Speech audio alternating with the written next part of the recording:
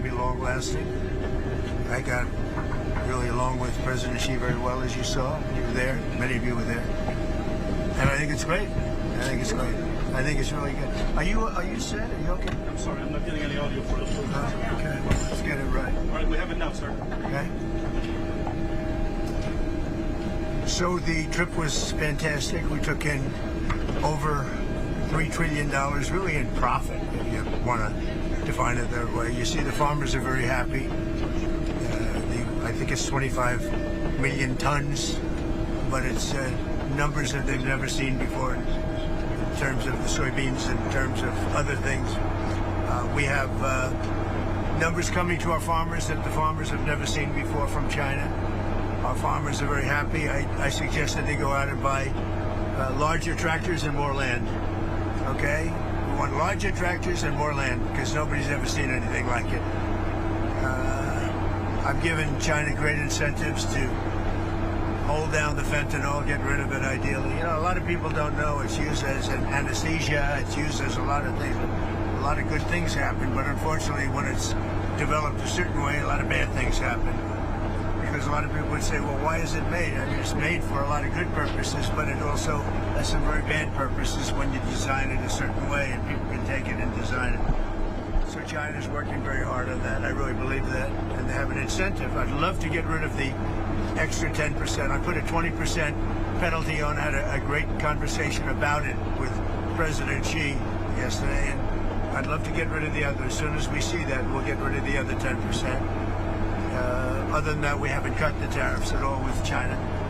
But we're going to have a great relationship with them, I think, for a long period of time. If we have a smart president, we'll have a great relationship. We don't have a smart president, which is also a very strong possibility, then we won't have a great relationship. But China is, the meeting with China was incredible. The meeting with Japan, incredible. And the meeting with South Korea, likewise, incredible, all of them. And trillions of dollars are coming back to our country because of those meetings. And we have others planned with other countries, but those are big ones. And the meeting with China was one that everybody wanted. The meeting with the new Prime Minister, who's fantastic, of Japan, could not have gone better. We've worked out our deal. And South Korea, you saw the way we were treated. Our country's respected again. When they treat me with that kind of respect, they're treating our country with that kind of respect, which is much more important. And our country is respected again. Do you have any questions? There are reports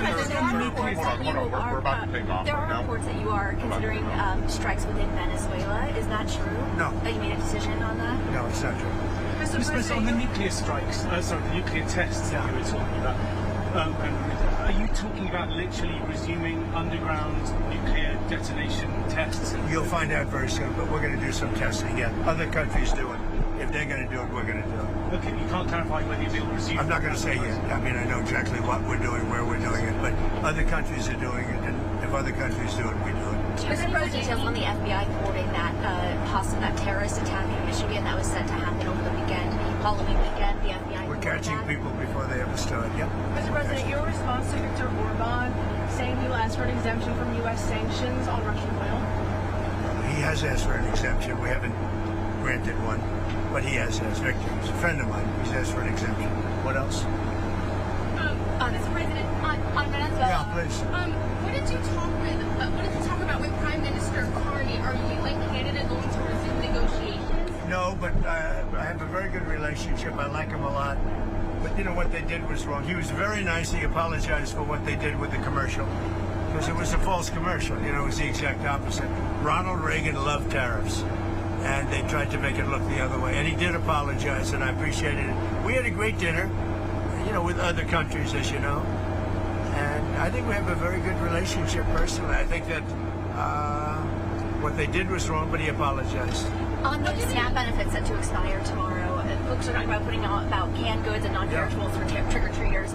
Is there a possibility, like you did with the military moving around funds, is there a possibility to do that? Well, there always is, but all the Democrats have to do is say, let's go. I mean, you know, they don't have to do anything. They don't have to agree. All they have to do is say, the government is open. And we only need 5 Democrats, but they're, you know, they've become a radical left party. They really have, they've become a very radical left partner. And they've lost their minds. They've lost their minds. All they have to do is say, the government is open, and that's the end of it. And, largely, when you talk about SNAP, you're talking about largely Democrats. But I'm president. I want to help everybody. I want to help Democrats and Republicans. But when you're talking about SNAP, if you look, it's largely Democrats. They're hurting their own people. Thank you very much, everybody.